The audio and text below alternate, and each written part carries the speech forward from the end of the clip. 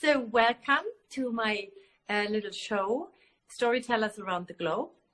And because I know you are a person who likes to give a lot of value to her customers, we will just dive into it immediately. Okay?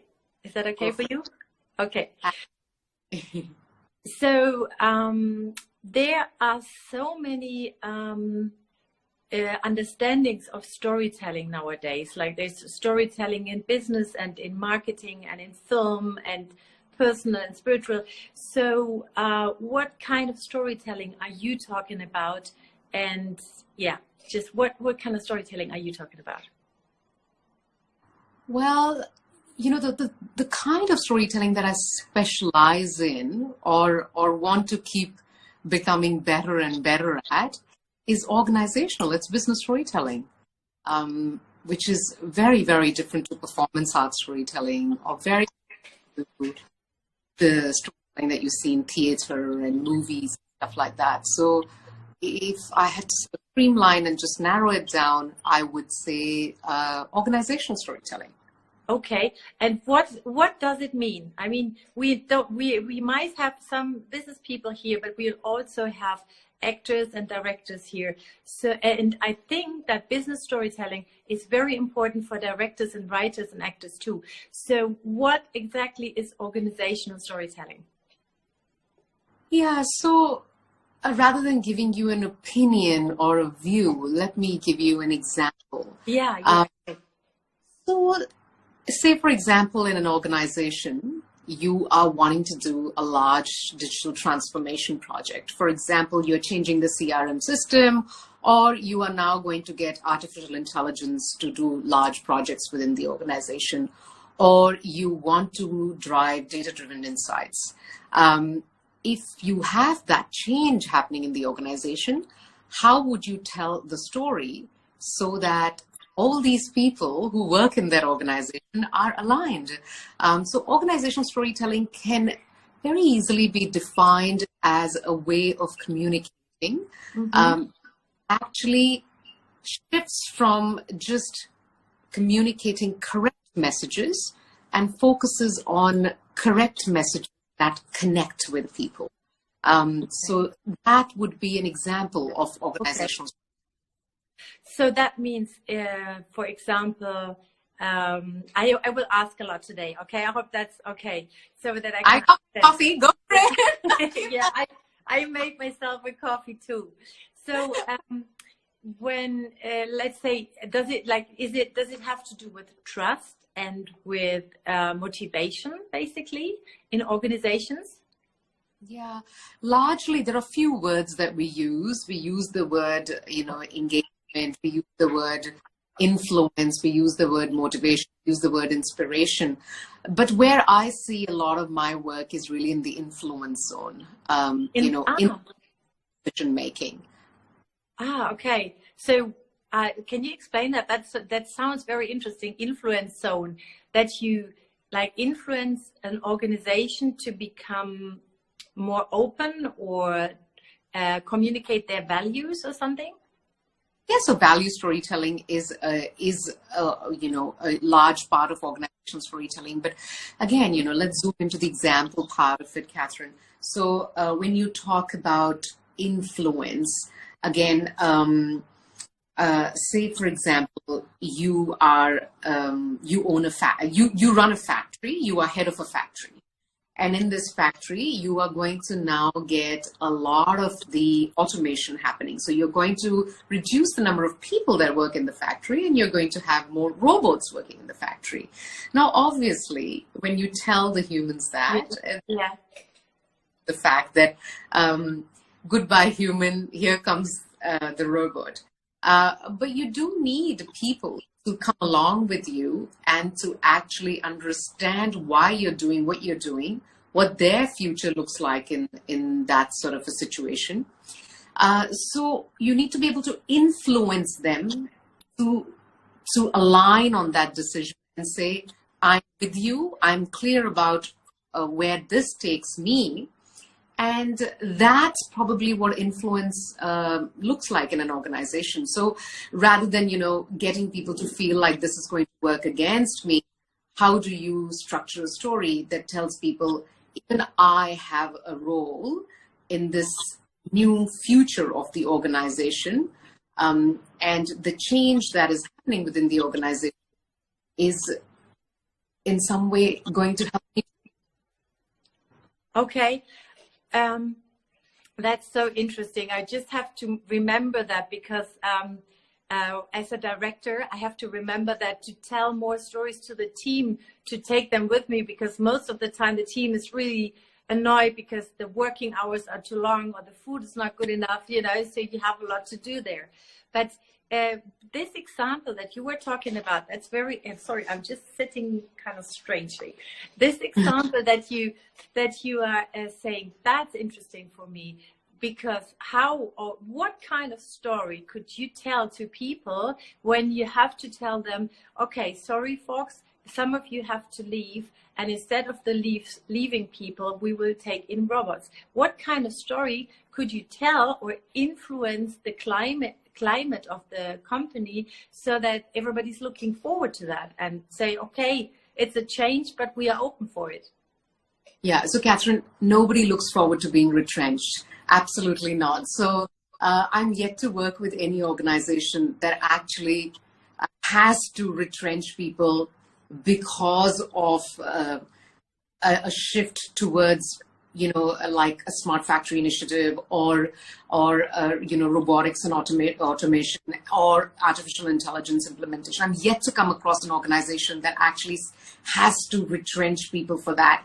But they do retrench people who are not willing to learn the new skills that are required to work in a new environment, right? So therein, then you kind of zoom back into the clarity of the situation, right? You want to make it very clear for them, there is a role for you. Here's what we are going to enable you to do in this new future that we are going to be in. So that's how you structure the story. You structure the story first from 2 points of view. You know, you first of all actually show how not having that change affects the individual. Let me give you an example, okay? So you are and you joined the factory about 8 years ago, and your job in the factory is to move the products in the trolley from one end of the factory, one assembly point, to the other assembly point. And this is a long walk that you do every single day. And roughly, if you were to kind of calculate on an average, you move 8 times up and down. Now, because the demand for the product that gets made in this factory has increased substantially, that same human is walking maybe 32 times. That is not sustainable. Even if I gave this human 10 bags, it's not within the human capacity to keep up with that kind of you know, sort of level of work, that intensity of work. So then the first level storytelling is to actually show how the human is not going to be successful without that intervention, that change intervention that we're talking about, no matter what. And then say to them that, okay, it's not sustainable, but what is it then your role within the organization? And telling them that how about we give you the skills. If you're willing to learn, it's going to be lots of cognitive fatigue. They're not going to be easy. Willing to learn the skills to become the supervisor of the robot. You see, so the first level, you show the change is inevitable. You know, when they don't have a choice, you have to focus on giving them the voice. So if there's no choice, there's no choice. And a lot of the change we see that way. And then the question becomes, okay, now how do you give them the voice? There is no choice. And then you structure the story based on that.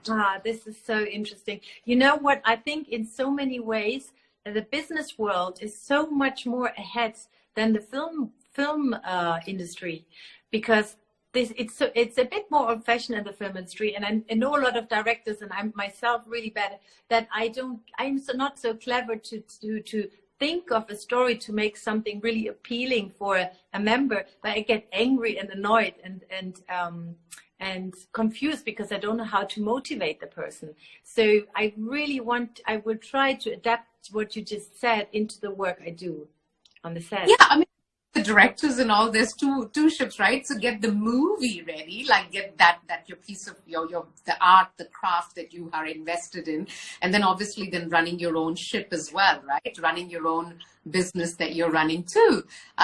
So I think the principles that I'm talking about and the insights that I'm giving you about organizational storytelling can be very easily applied to your organizations. I think they don't have very much of a role to play when it comes to your actual craft, your art that you put out in the world. Yes. For you. It's very different. It's yeah, very well, different. yeah, it may be in a way, but in another way, like the old stories, a good story is a good story no matter in what area, you know. Yeah, good story is a good story, depending on who the audience is, actually. Yeah.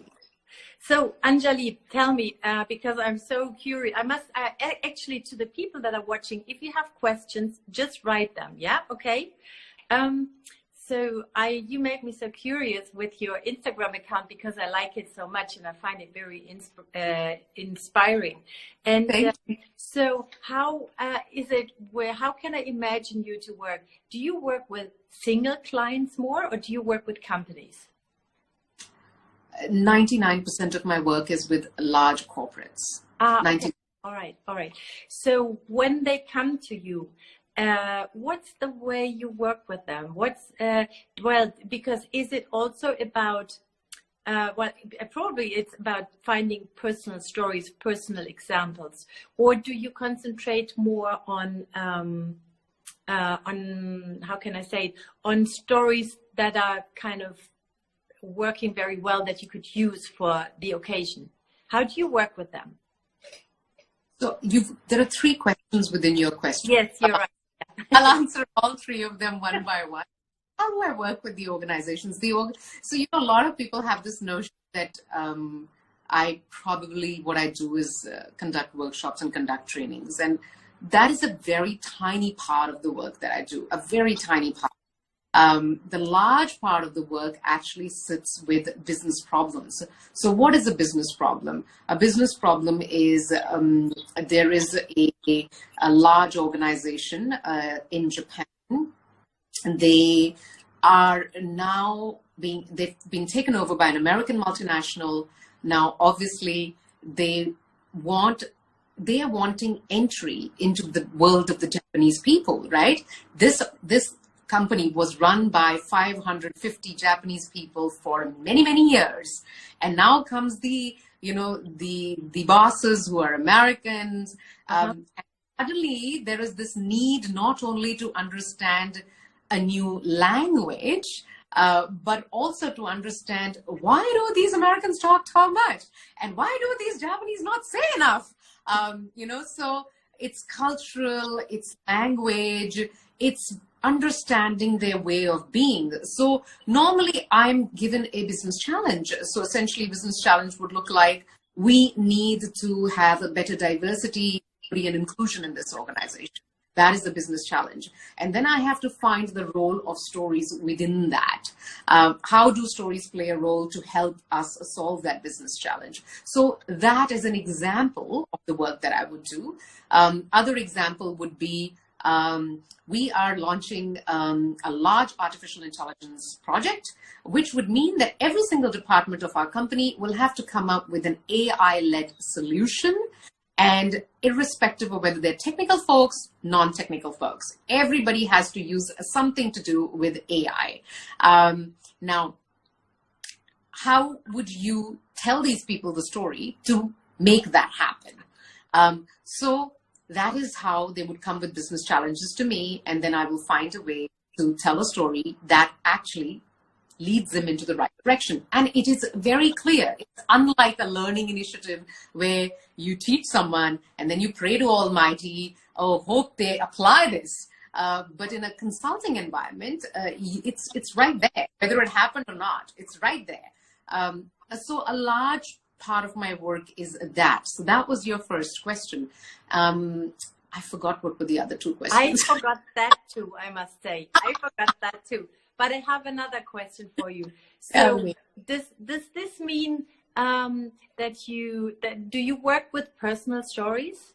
Like that the people that they use personal experience to communicate with fellow workers or with the boss of the company or something? Yeah. So personal stories, Catherine, are two types. Personal stories are my story, which actually makes me vulnerable, that I will need to tell. That story has a very specific role. That is entry into my world, letting people understand who I am, and helping people create likability and rapport and connection with me. So that's my personal story, like, something from my personal life that actually tells you, there's a very beautiful way one authors had described it.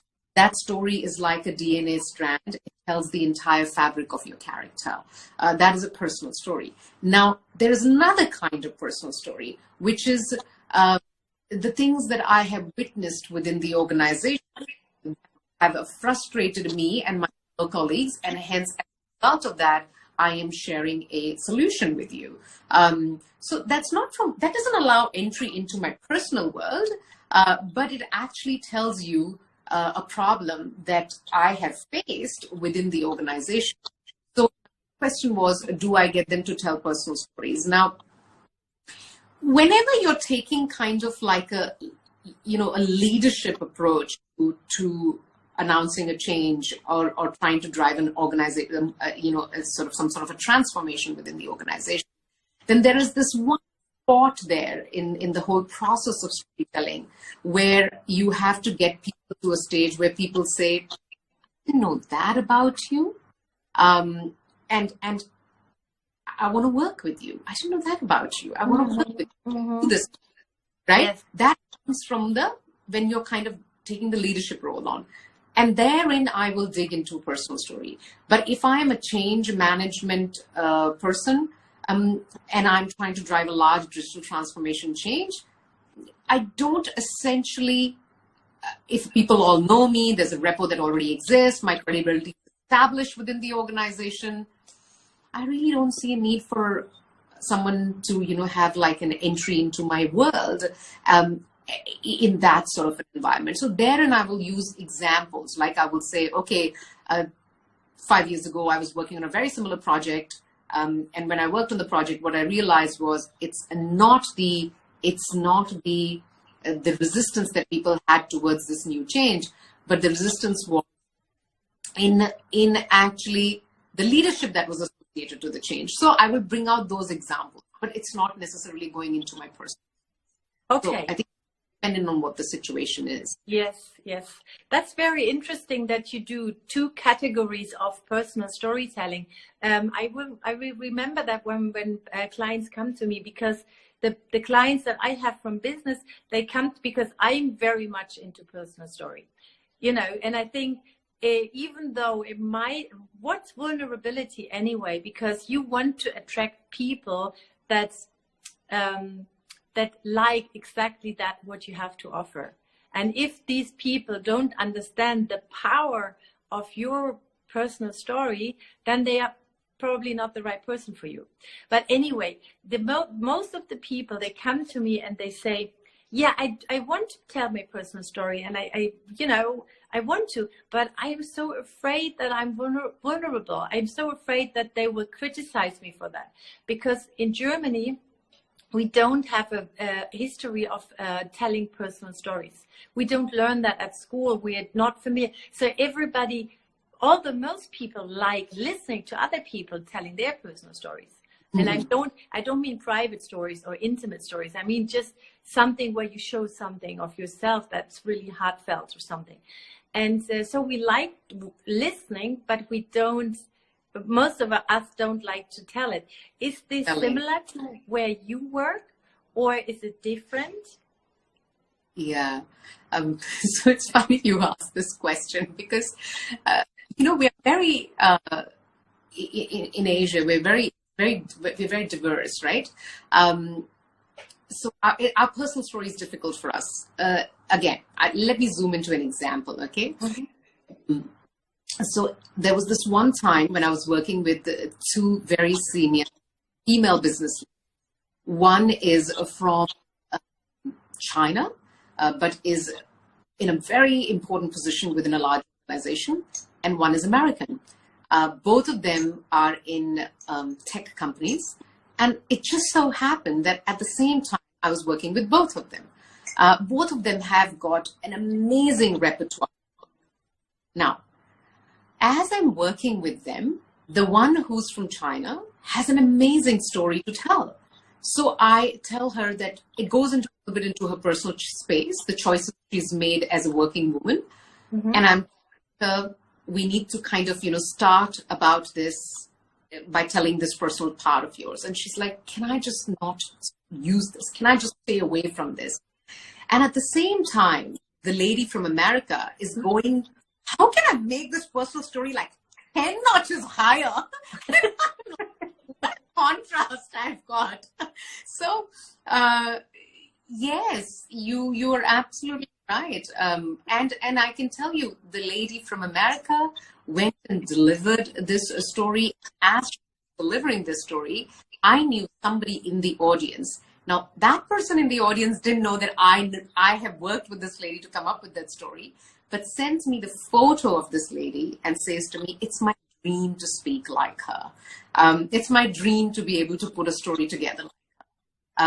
And I just smile. But the point here I'm trying to make is that, that appetite for trying something completely new tends to be low even in this part of the world.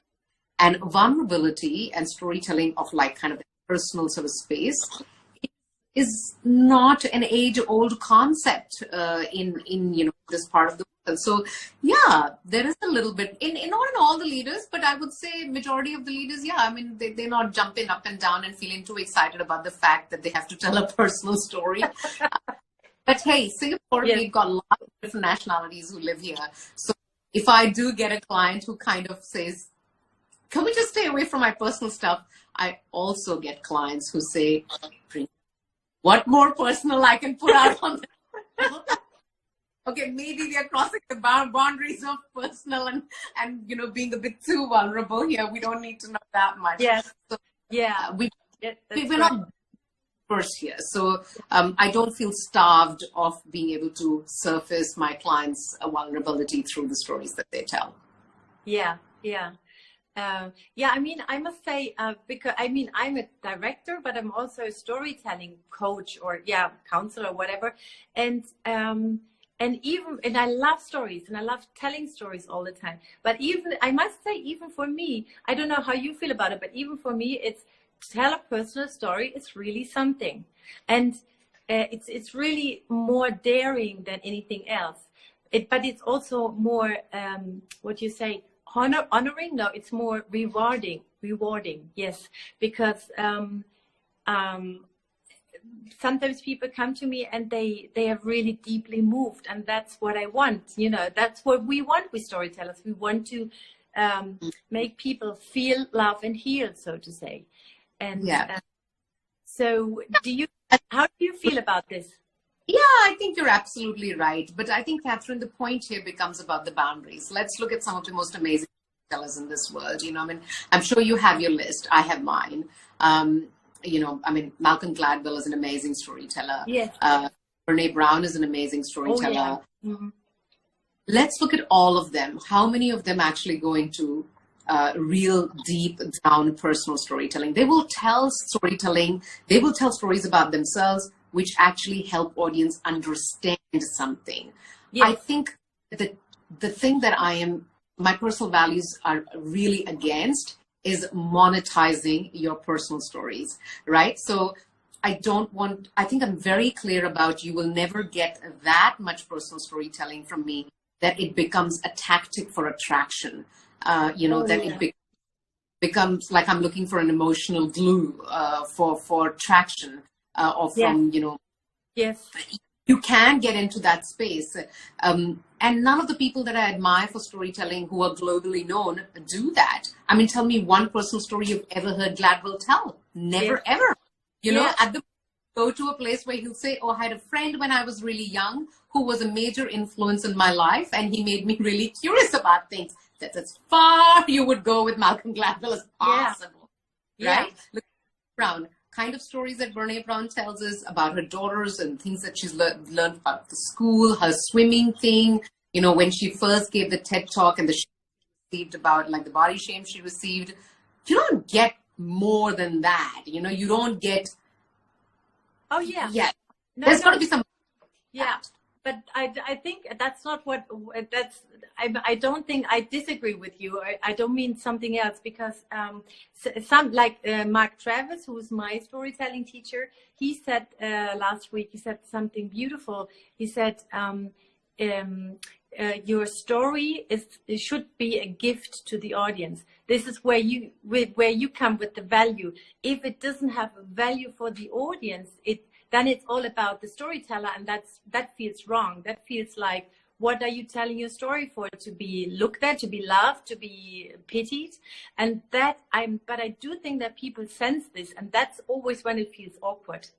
And so I started to tell people, because I like the sense so much, as long as your story has a value, a real value to your audience, to touch them, to teach them or something, then you're fine with it. You can't really make anything wrong. Absolutely. Yeah. I mean, I think your story, if it's positioned as a gift to the audience and leads them to some place, then absolutely. But I think that also sort of depends on, you know, whether sometimes telling your personal story is letting people off the hook. What that means is, you know, if I say to someone that, you know, a really major brand found me online and asked me to do a project in New York for 3 months. Now, people I may tell a deeper story about that. Now, off the hook means people would listen to that and say, well, that's never going to happen to me. So you're off the hook, you know, now. So I am now not letting you put that effort that you need to put in to be able to do what you need to do to be successful. And I think it's just very important to be very careful about telling the story that lets people off the hook. Like, one of the things is people will ask me, what's your routine like? And what do you do? And I'm like, yeah, okay, I can give you some general thing, but I'm not telling you exact. So then it becomes, oh, you can do calls because you have a separate office in your house. Oh, you can do this because, you know, your daughter is grown up. You're off the hook. You know, you will and look for paths that are suited to you to get yourself off the hook. So I think it's important to be very mindful of why you're telling this story and what can happen there. Yes. And that's, you know, that's what I really like with your videos on your Instagram account, that you explain it so well. When can you use what story? For example, to say, if you have a presentation, don't start with the story, tell the reason why you're telling the story. Otherwise, they will think, why is she telling a story? You said something like that, right? Yes. And I really like this because it explains so well when can you use what, but be careful and always explain, because some people might feel offended or it might feel too intimate to tell a story like that. Totally. I mean, imagine standing in front of stakeholders and saying, 5 years ago, and the stakeholders be like, can you just get to the point? Like, you know, why am I listening to what happened 5 years ago? You know, we witnessed all of this enough to know that, you know, positioning the story before telling the story is really important. That is where I think the corporate world kind of differs from the performance arts world. You know, performance arts world is very different. It is so hard, emotional, you know, part of it, and I think it's fabulous. But and don't get me wrong, I'm a sucker for music. You know, you put a music on, I can cry, I can laugh, you can make me dance with it. I'm hugely influenced by performance art. I mean, I'm an Indian. I love Bollywood, right? Like, I'm brought up with all things performance arts. I love all those things. Very emotional individual. But when it comes to my work, I know this is organizational storytelling. The kind of emotion you use has got very little to do with how you feel and the feeling you want to trigger in the others. It's got everything to do with the fact I get the frustration, anxiety, uncertainty, and fear you feel at that time. I think it's more about understanding what others are feeling at that time and acknowledging that and telling them how through your story you are taking care of that emotion. That's this is so beautifully said. Thank you, Anjali. It's so beautiful. I really, really will keep that line in my mind. It's so, so beautiful. Thank you. So, as we have talked a lot about personal storytelling, I'm so curious about yourself because, as I told you, originally I'm a director, and 2.5 years ago something happened that I felt like I have to find something new for me too. I really want some other security in my life, and I always wanted to make my own startup and be my own boss, because when you work for a big television company, you have to tell their content, right? And I just want to tell my own stories too. So I invented, because I can't do anything else than storytelling, and I don't know what I else could do. And I've been seeing storytelling in the United States very much, so that inspired me a lot. And storytelling is not or storytelling counseling or whatever you'd call it. It's not something that you can go and study. It's something that you kind of decide, I think, sometime on the way. So if you don't mind, I'd really like to know, where did you start and how did it happen that you became this fantastic storytelling counselor that you are today? Firstly, thank you. Compliment. I think I've got a long way to go in terms of, and I'm not just being humble, but I think the depth of the subject is so much that, the word fantastic as an association to it requires a few, many more years of work in it. But okay, so how did I get into it? So there's this thing of where people say, I always knew I wanted to be an actor. I always knew I wanted to be a writer. I always knew. I didn't really know what I wanted to be in. And, those who know that I like doing many things. I sometimes have trouble deciding which one I like more, right? Like I like doing many things. For me, the trigger was really motherhood.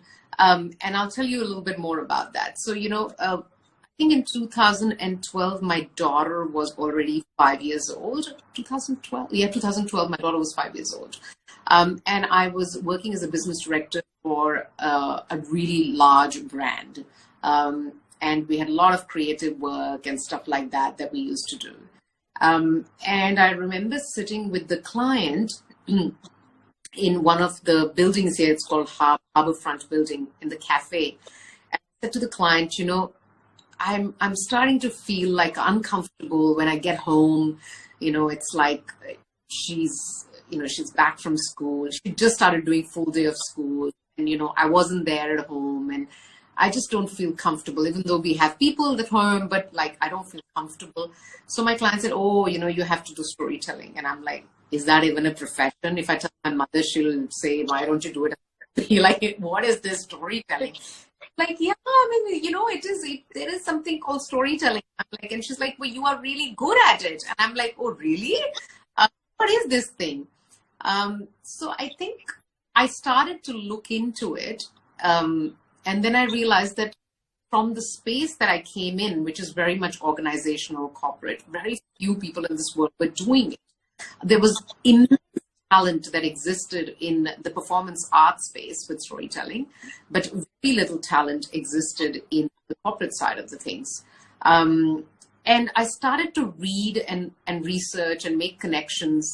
And I realized that a lot of it intuitively was within me. I was doing it already. I might not just have the language for it, and I might not have the words to explain that, but it was intuitive for me. Maybe that has something to do with the fact that I'm in school and college and all of that sort of stuff. I was always in debates and allocution and all those sorts of things, right? Which require people to speak. Like if there's a function, Anjali, you be like, it was just a natural thing. It was just used to happen. I don't know how that happened, but it was always there. But they say you can only connect dots looking back, right? So this ability, this thing to be able to communicate always was there. And then I started getting into it simply because I wanted flexibility for my daughter, right? Like I wanted to be with her more. I wanted to spend more time with her.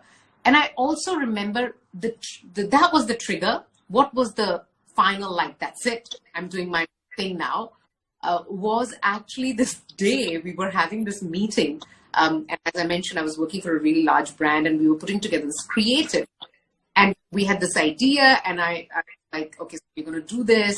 And suddenly I got up and said that, look, the brand guardian will not allow to do that. So every second thing that I would say, this person would say, the brand guardian won't allow us to do that. And I said, who is this brand guardian? I want to talk to this brand guardian because it's not making sense to me anymore that everything we want to do, this brand guardian is not going to allow. So then this person goes, ha ha ha, you cannot talk to brand guardian. And I said, why can't I talk to brand guardian? And he says, brand guardian is a book that lays out what we can and we can't do. I said, what rubbish you are telling me we can't do something because it's written in a book? And then I said, where is the book? So we got that book and I saw the first page of the book. The book was actually written 5 years ago. So much had changed. The book had not been up. I mean, I understand why the brand guardian existed so that we don't kind of start making our brand into something that it's not meant to be, but it was not serving its purpose at that time. And that point on, I realized I questioned too much. I asked too many questions in the organization, so much so that I saw my immediate reporting line started to kind of roll eyes and go, here we go. It's hard to answer these questions now.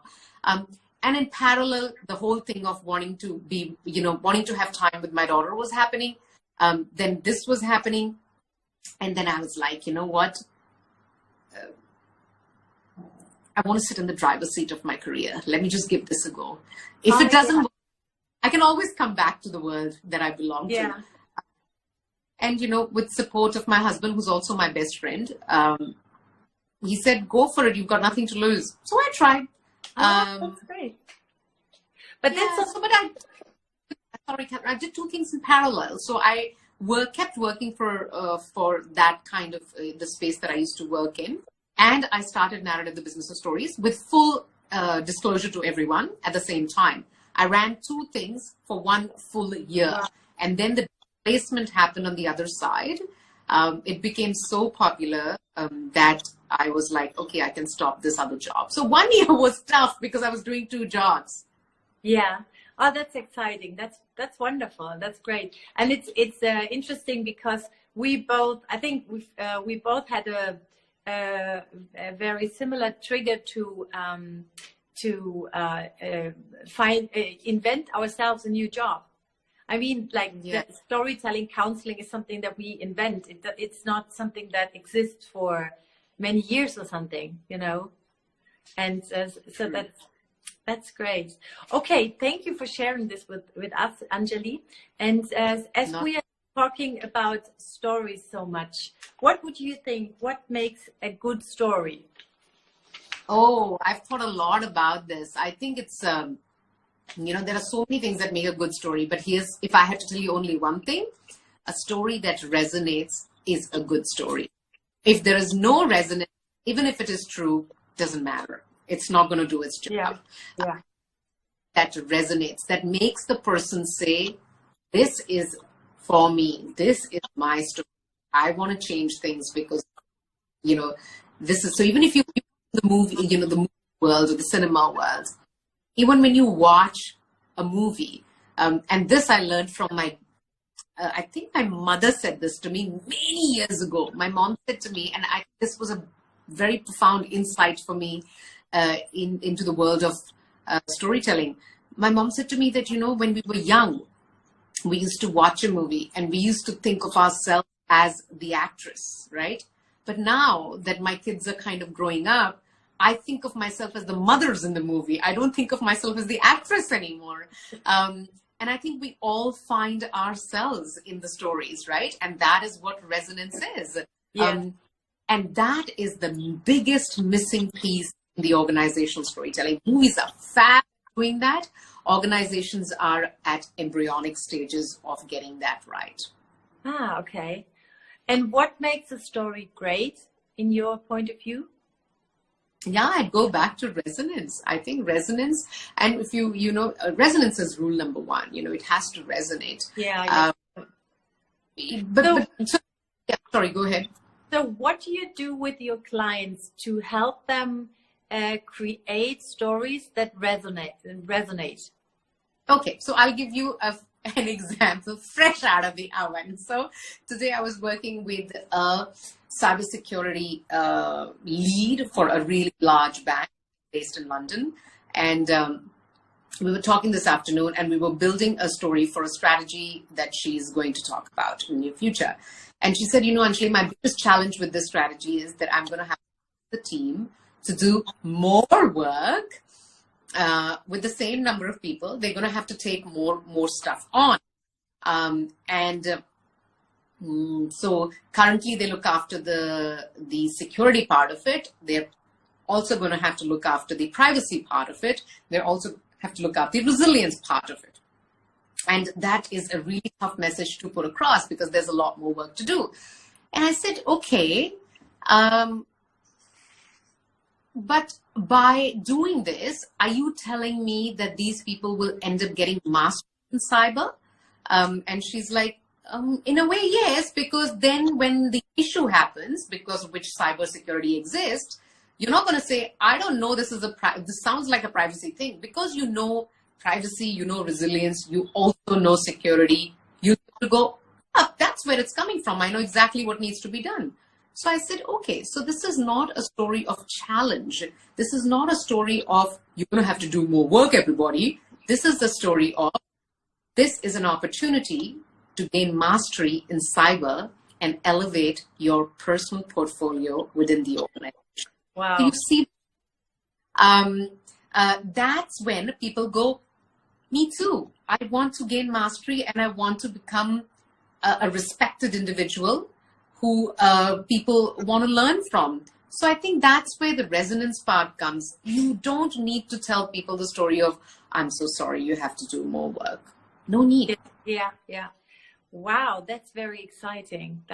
Wow, this is so, okay. So in a way, what you really do as a job, because I'm trying to check out your magic powers, and so you ask questions and you get down to the center of the problem or something. Is that what you do? The problem is, yeah, of course you need to figure out the problem as to what exactly is the problem. Like sometimes we think the problem with the organization is that people are not bought into the change, but I don't think that is the problem. Once I do the discovery process, I figure out that the problem is not that people are not bought into the change. The problem is that people are fearful. How are they going to implement this change? Because they don't have the skills required to be able to make that change happen. So yes, of course, figuring that out and then being able to put the story together is absolutely the truth. But I think it's also about the right kind of positioning. You can't possibly story tell, Catherine, until you learn to be a good story listener. And you have to first listen so much. And how do you listen? You only listen when you ask good questions. So it starts with, and you don't know what is a great question. And good questions are like a game of Pictionary. You just have to keep throwing. And then one question will get you to a place where you will be able to actually go deeper and deeper and deeper and deeper and deeper, and finally get to a place where you go, that's what I was looking for, and then shift the story to. This is so interesting. I had a client this morning. He's quite old, and he made a journey for almost a year. He went 6,000 kilometers by himself in the age of 58, and he wants to make a speech about this journey. And he was always, I always asked him, why did you do that journey? Why did you do it? And he always said, I wanted to test my boundaries. I wanted to find my own way. I wanted to prove myself, all the things I can do. I wanted to be seen. I want everybody to see me. And I was thinking, that's not so likable. That's not the message that we want him to say. I want to be seen on the stage when he's having the speech. So I kept asking. And finally, what I found out was that that he was born in East Germany. And I don't know, you're probably familiar with the history of East Germany. So for the first 32 years of his life, he wasn't allowed to leave the country. So a journey like that wouldn't have been possible. And also he experienced in his family, he experienced that there were strong boundaries, and that he, as a boy, he couldn't develop, he couldn't grow, he was not allowed to do anything. So that was this journey was his way to go out in the world, finally find his own way, and test his own boundaries, find where are these boundaries that were so tight and narrow in the first half of his year. And once he said, once we found that out, I thought, this is so touching. And I do encourage him to just tell a little bit of this, just a tiny, so that people understand, why does he want to test his boundaries? Why does he want to be seen? And so he can, and that really touched me, and I liked it a lot. Yeah, no, that's wonderful. And I think, firstly, tell me, he went 6,000 kilometers, like how, on foot? Yes. Ooh, yes. Okay. Okay, that is a lot. Yeah. So the truth behind that, though, is, even though this is not my space, at the surface level, if you ask someone, why did you do that? They will give you some answers that they think are the answer. Yeah. When you keep questioning and they have to keep finding the answers, you eventually do get to that spot. Where you figure out, where did this originate from? What was the trigger for it? That is a very, very different type of space. Actually, to be very honest with you, it's not a space that I like getting into, because it requires immense emotional,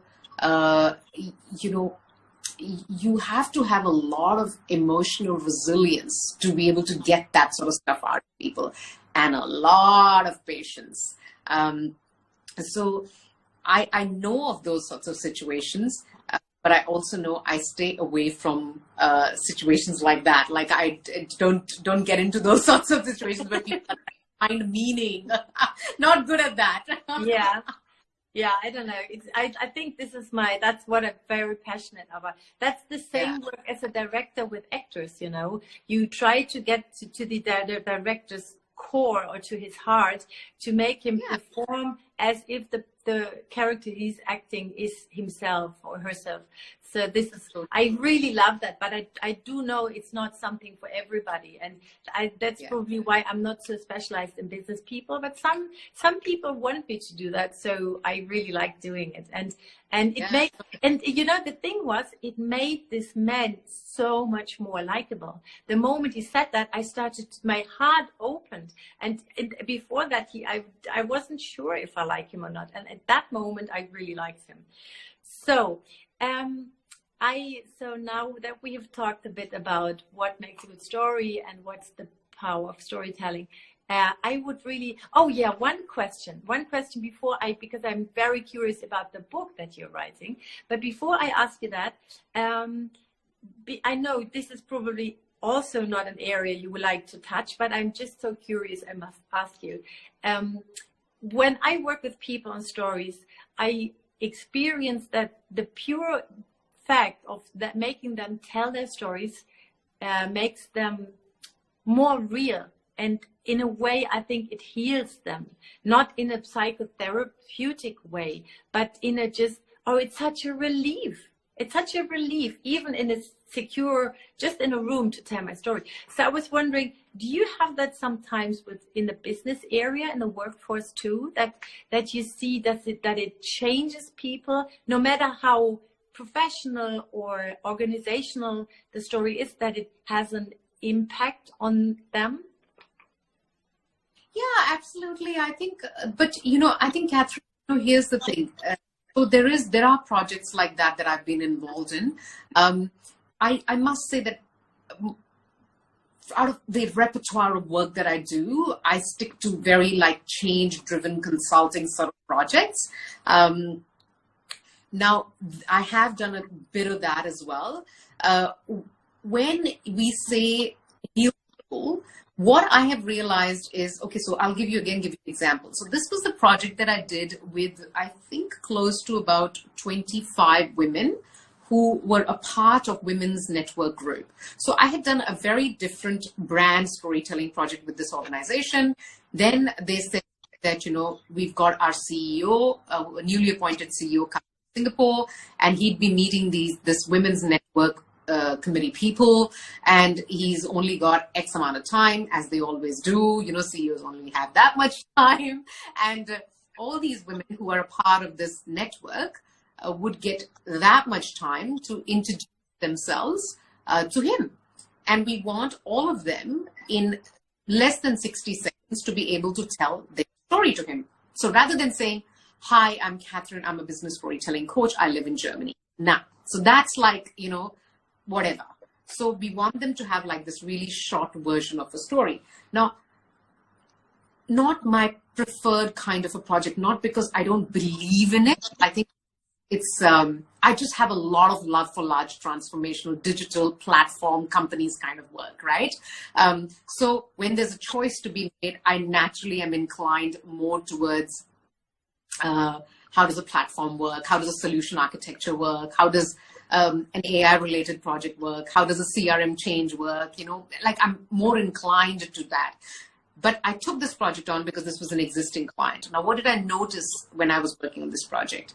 Those kind of projects demand a lot of emotional investment from an individual. I'm telling you, and you do this all the time, right?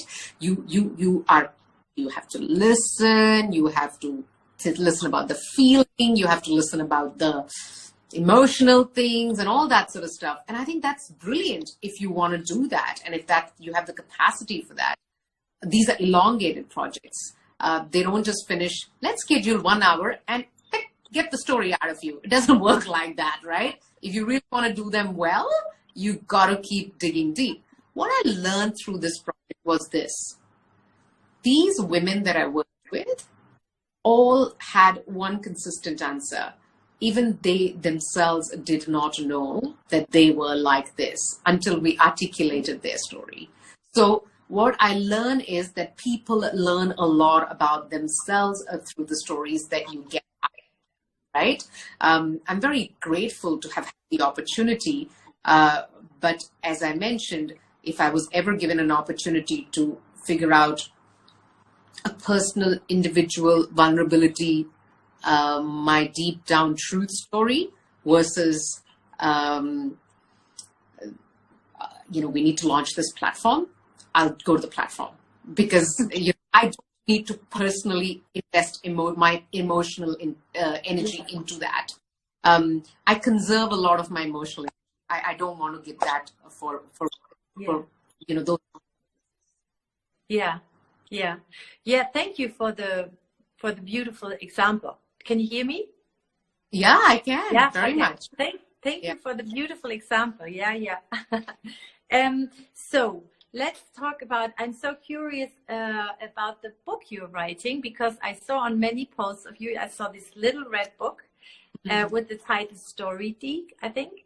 And actually, I find that a very fascinating strategy, and I will let myself being inspired by it. And because I wrote a book, I'm just finishing a book since last year right now, and I would do the same thing because that's so nice. And then you have this little arrow saying coming soon. I really like it. So what is this book about, and when can we read it? What's the story of the book? Yeah, so the book is called Storied, essentially storied, and there's a story behind the word for the book. The story behind the name of the book is this. I think this was in the year, I can't quite remember, I think 2014 or 15. A client of mine had sent me on this project where over for 10 days, I was doing 2 days in a country, and then at night flying off to another country, and the next morning work in that country, and then again fly off to another country, in the morning work. So for 10 days, I kept doing this. Now my client is based out of New York, and she was also very worried that we were going to do this. And I remember she called me very late at night, somewhere on the 7th or the 8th day, and that was the time I was in Bangkok. And she said to me, "Oh, Anjali, I've been thinking about you, and I'm really concerned, and sometimes I worry that we've given you more than we should have. How do you feel?" And in that moment, I turned around and said to her, "I feel storied." And she says, "What do you mean?" I said, "What I mean is I'm just like storied. It's everywhere. Stories are everywhere. They're in my hair, they're in my eyes, they're in my heart, they're in my hands, like everywhere. So I'm storied because I've been doing so much story work." And I said to her, "I feel very much in the flow. So I don't feel fatigued. I actually feel like I've got a real flow going, and I'm really enjoying the process. So fret not, don't worry, you've not put me into any difficult situation." So that word has stuck by me, because with the intensity of projects that I do, I sometimes laugh at home as well. I'll say to my husband, "Storied," it's like I'm storied. And that's how, now what happened, I thought of that using that as the name of the book. There's also something about D, the D being the big D. The book focuses on 3 types of storytelling work that I do, which is really where most of the work that I do. It's in digital transformation, it's in diversity, and it's in data. Those are the 3 areas. So he becomes really big. So when I did sort of chase this work, Catherine, when I looked at the repertoire of the work that I've had over the last 4 to 5 years, almost every project was about one of these 3 things. It was either about data-driven insight stories, it was about diversity, or it was about transformation. So I then wrote everything I have learned by being on these projects. And when I decided to write the book, I used to worry, I'm going to forget this lovely thing I've learned by being on this project. I'm going to forget this lovely thing I learned about by being on this project. So I just thought, I'm going to just put it in the book because I don't want to forget. Actually, I wrote the book like I was writing it for myself. Then there was, some people started approaching about converting it into a book and getting it out, publishing and stuff like that. So then I sort of decided, okay, fine. If there is somebody who's already wanting to take this forward, might as well. Okay. Yeah, that's a beautiful story about your book. I'm very looking forward to read it. And you like it? Yeah, I'm sure I will like it. And for the last part, I would really like to touch by the way, to the people that are listening, if you have a question for Anjali or for me, just write it in the comments, okay? Anjali, I would touch one other topic I'd like to touch, and that's personal branding storytelling. And I saw that you have a series of 15 videos on your Instagram account. You can see I've really looked at your Instagram account, and I don't do that often, actually. Something must really catch me, otherwise I wouldn't do it.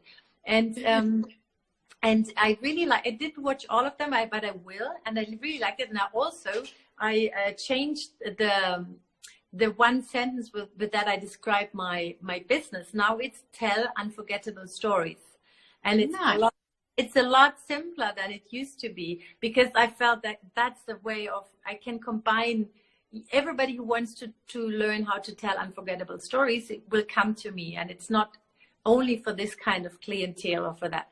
So would you mind sharing the 3 most important advices when it comes to storytelling and personal branding for the people that are listening, and maybe even for directors and writers? I don't know if you can do that, if that's different or is it the same? Yeah, I mean, personal branding, I must admit, my very first video in that series actually says, I'm not a specialist in this space, but I'm just sharing what I have learned. That's the first video in that series. Yes. Mm-hmm. I never claim to be a specialist in that field. I do, when it comes to organizational storytelling, I will say, okay, come, have a banter, have a debate, ask me questions. I'm there, I'll answer. But if somebody said, shall we put you on a panel for personal branding? I'll say, maybe not. You know, it's not my space. But I just wanted to share what I had learned over the years. So your question was, can I share some of the tips from that? Is that the question? Yes. Yeah. Okay. So for people, and probably for people that are more freelancing or thinking of building a startup or a little company themselves. Yeah.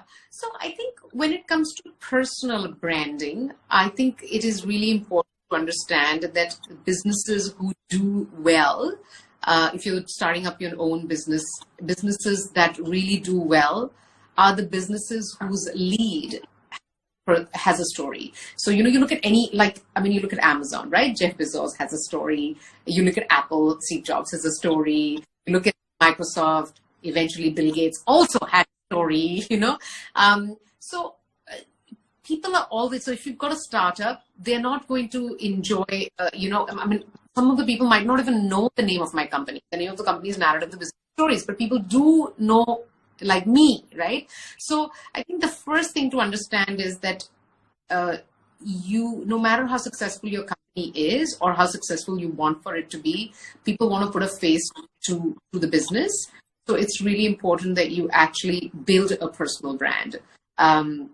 Okay, now let's talk about personal brand. Here I'm going to sort of deflect from what a lot of other people say. I think for me, consistency in the way you show up is really, really important when you're building your personal brand. It cannot be that today I feel like doing this, so I'll do this, I'll show up like that. Tomorrow I feel like doing this, so I'll show up and I'll do that. Now, in saying so, when you're building your personal brand and you're building it with a consistent message and you're building it with certain frequency, also be very aware that it will take a long, long time. It will be drip by drip by drip. There are many other tactics, especially for women, to build a brand like that. You don't have to, you just have to make models march and the crowd comes. But that gets you attention, does not get you affinity, right? It gets you attention, but does not get you affinity, right? What gets you affinity is that consistent showing up for the same thing over and over and over and over and over again. So if you go down on my Instagram timeline, from the day it started, it is storytelling. Like, it just shows that consistent thing of what do I stand for? What do I do? What do I stand for? But I think when you're doing that, also be very, very aware that it is going to be a grind, because you have decided to show up with effort for your particular field. So it takes a long time to build a good personal brand. If you're after attention, it's easy to get. But if you're after affinity, it's going to take a long, long time to get that. I'm going to not be modest and say this very honest. I've never had to show up on Instagram and ask for work. Never had to say to people, come and join my workshop or come and do work with me. I don't have to do that. And it's not something I'm saying I don't need to do that.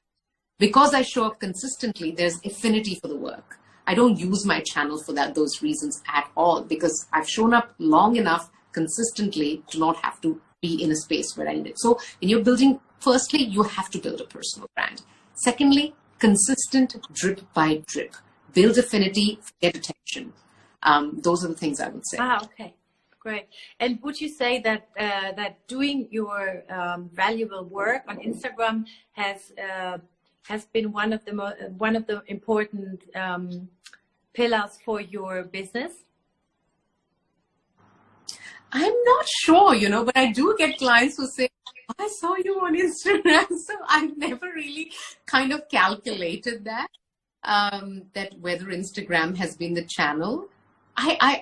Sorry, I just don't have data to be able to say confidence that Instagram has contributed. Yeah. Yeah, but that's okay. That's okay. But that's very interesting. Oh, okay. Yeah. So, I am almost at the end with my questions. And I would, and I can tell the audience again that if you are curious about something about your brand or about storytelling in general, just write the question down. And otherwise, we will slowly come to an end with our little show. And what else did I want to? Can you tell us when is your book story going to come out?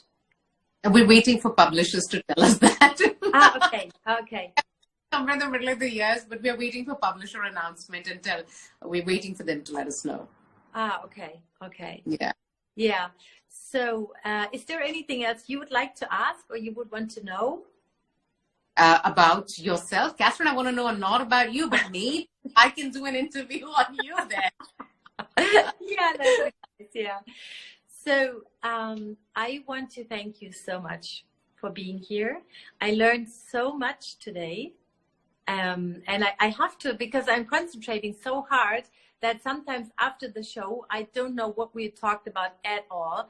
So I will have to see the whole thing again. But there were some very memorable lines that will definitely help me and hopefully a lot of other people.